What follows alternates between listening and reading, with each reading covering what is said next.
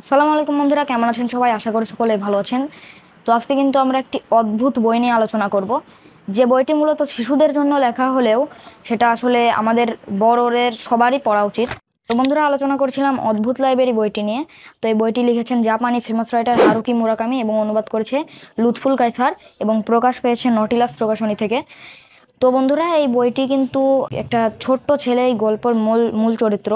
তো এই ছোট্ট ছেলেটি কিন্তু একদিন একটি বিষয়ে বই পড়ার জন্য লাইব্রেরিতে যায়, কারণ তার মা সবসময় তাকে শিখিয়েছে যে কোনো বিষয়ে আগ্রহ কৌতূহল প্রকাশ করলে যেন সে লাইব্রেরিতে যায় এবং সেই বিষয়ের বই পড়ে তার কৌতূহল মেটায়।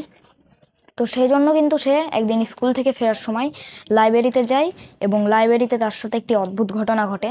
একটি বুড়োকে সে সেই বইয়ের সম্পর্কে মানে বইটি নিতে চায় এবং সেই বুড়ো 3টি বই আনে সেই বিষয়ে, এবং আনার পরই তাকে কিন্তু এক জায়গায় বন্দি করে ফেলে। সেখানে লাইব্রেরির একটা বেসমেন্টের মধ্যে একটা জেলের মতো জায়গায় বন্দি করে ফেলে। তো সেখানে কিন্তু তার সাথে মেষ মানব এবং একটি রহস্যময় মেয়ের পরিচয় হয়। মানে বুড়োটা তাকে বলেছিল যে এই 3টি বই সে যখন মুখস্থ করবে তখন তাকে এখান থেকে মুক্তি দিবে, কিন্তু মেষমানব কিন্তু এসে তাকে বলে যে মেষমানব হচ্ছে জেলের যে জেলার, সে হচ্ছে মেষমানব এবং তাকে খাবার দাবার দেওয়ার সব কিছু মেষমানবই করে। তো এই বুড়োটা কিন্তু মেষমানবকে খুবই অত্যাচার করতো। তো মেষমানবটা তাকে বলে যে বুড়োটা মিথ্যা কথা বলছে, তোমাকে এই 3টা বই পড়তে দেবে, বইটা যখন তোমার মুখস্থ হবে তখন সে তোমার মগজ চিবিয়ে খেয়ে নেবে, কারণ এই মগজটা জ্ঞানে ভরা মগজ নাকি খেতে খুব সুস্বাদু। তো তারপর সে অনেক চিন্তায় পড়ে যায় এবং শেষ পর্যন্ত ছেলেটির কি পরিণতি হয়েছিল সেটা জানতে আপনাদের পড়তে হবে অদ্ভুত লাইব্রেরি বইটি। তো বন্ধুরা, এবার আসি বইয়ের রিভিউয়ে। তো বইটা কিন্তু আমার হারুকি মুরাকামির পড়া প্রথম বই এবং এই বইটা কিন্তু একটা উপন্যাসিকা, যেটা আমার এক বছরতেই পড়া শেষ হয়ে গেছিল।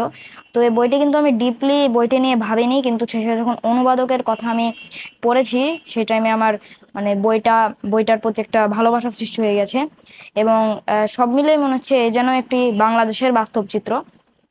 তো এবার আসি বইয়ের প্রোডাকশন নিয়ে। তো দেখতে পাচ্ছেন বইটার কিন্তু মারাত্মক প্রোডাকশন রয়েছে। তো এবার দেখতে পাচ্ছেন খুবই সুন্দর একটি প্রচ্ছদ এবং এখানে 3টা সুন্দর সুন্দর বুকমার্কও দিয়েছিল।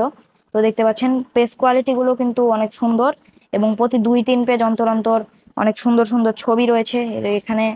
তো বন্ধুরা, দেখতে পাচ্ছেন এই বুকমার্ক গুলো অনেক সুন্দর। তো এখানে একটা মেষ মানবের ছবি, যেটা আপনারা বইয়ের মধ্যে এই চরিত্রটা পেয়ে যাবেন, এবং আরেকটা হচ্ছে এখানে অদ্ভুত লাইব্রেরির একটা কুপনের মতো একটা জিনিস, যাই হোক। এবং আরেকটি বুকমার্ক রয়েছে, সেটা বইয়ের মধ্যে আছে, এই পাখির ছবিওয়ালা। তো বইটি কিন্তু অনেক ভালো একটি বই, সেটা আপনাদের এই বইটি কিন্তু কাল্পনিক কাহিনী হিসাবে আমি কিন্তু আপনাদের রেকমেন্ড করতে পারি। এটা কিন্তু আপনি কাল্পনিক কাহিনী হিসাবে অনেক এনজয় করেছি।